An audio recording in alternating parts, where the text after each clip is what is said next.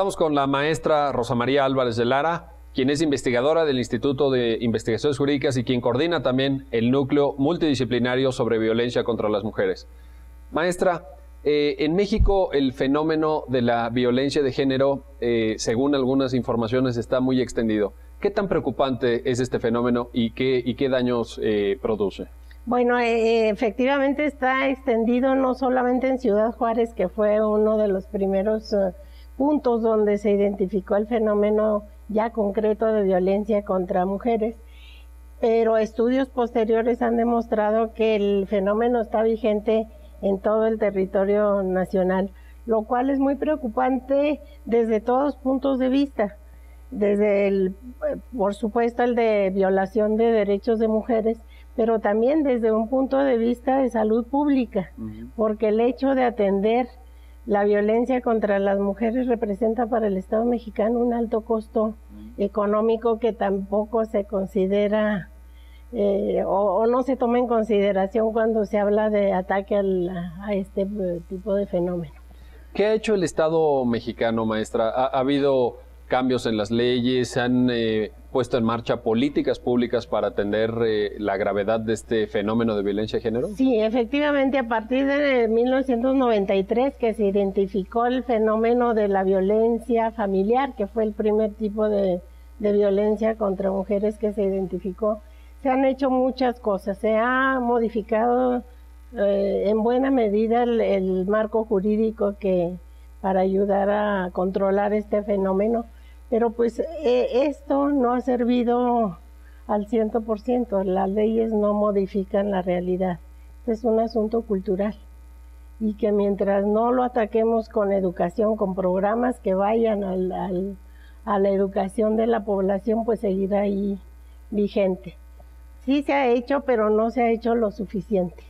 Maestra, la violencia en contra de las mujeres no solamente es violencia física, sino que hay otras modalidades de agresión y de violación de sus derechos. ¿Esto es así? ¿Nos podría explicar qué tipos de...? La violencia física es ya la expresión objetiva de este tipo de violencia, pero la violencia psicológica, la violencia social también que se ejerce contra las mujeres es muy grave y las afecta quizá más que la violencia física en sí. ¿Cómo sería un acto de violencia psicológica? ¿Nos podría poner un ejemplo para quienes nos están viendo? Sí, por ejemplo, la devaluación que se hace de las mujeres en su persona, por ejemplo, el decirle que lo que hace no sirve para nada, que lo que ella realiza en el contexto familiar tampoco es aceptable. Todo este tipo de actitudes devaluatorias de la personalidad de las mujeres las va afectando quizá más y llegan a pensar que efectivamente se tiene razón y ellas no tienen la igualdad de circunstancias que frente a los hombres. Maestra, en algunos municipios mexicanos hemos visto iniciativas o incluso decretos que señalan cómo las mujeres se deben o no se deben de vestir, concretamente en el tema de las minifaldas. Por ejemplo, esto sería un claro ejemplo de devaluación hacia la mujer. ¿El Estado mexicano tiene facultades para decirle a las mujeres cómo deben vestirse? Por supuesto que no.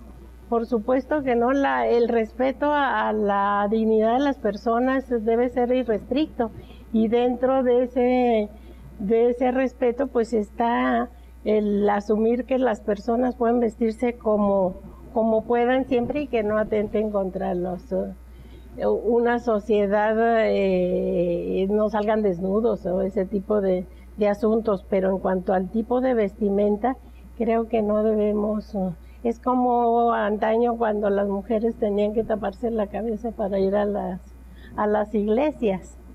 Era un signo también de devaluación de la mujer. Maestra, usted tuvo una activa participación en un caso ante la Corte Interamericana en donde el Estado mexicano terminó siendo condenado, el caso Campo Algodonero, por hechos de violencia de género.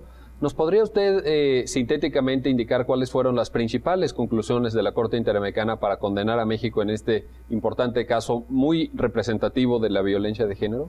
Sí, cómo no, se condenó al Estado mexicano por no haber hecho lo suficiente para investigar los casos, los asesinatos de 3 mujeres, 2 de las cuales eran en el momento de su asesinato menores de edad. Una tenía 14 años y otra 17.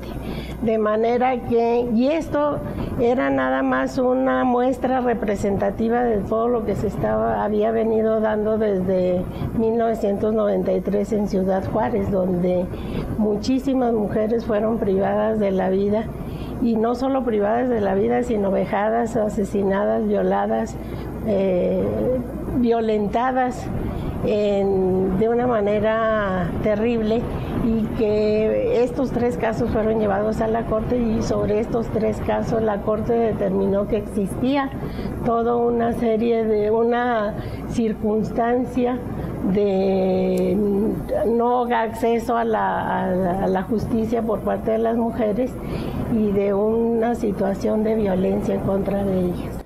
Esta falta de investigación de gravísimos hechos y la falta de castigo para los responsables de estas muertes, en la consideración que hizo la Corte en su sentencia, ¿resultaron violatorias de derechos humanos? Claro. ¿El hecho de que el Estado no haya investigado y no haya sancionado, maestra? Por supuesto, porque hasta la fecha todavía los causantes de esas 3 muertes, como los causantes de todo el resto de mujeres que fueron asesinadas en Ciudad Juárez antes del 2004, no han recibido su castigo. Entonces, en ese sentido fue que se dio la resolución de la Corte, como por considerar que se violentan y yo diría se siguen violentando los derechos de las mujeres en este país. Pues como pueden ver, tenemos muchísimo por hacer para asegurar la dignidad de todos, en particular de las mujeres en México, y este ha sido un panorama que de forma sumaria nos ha ofrecido la maestra Rosa María Álvarez de Lara, quien se ha caracterizado en su quehacer académico por un profundo compromiso y una férrea defensa de los derechos humanos de las mujeres. Muchísimas gracias, maestra, por sus palabras. Gracias por la invitación.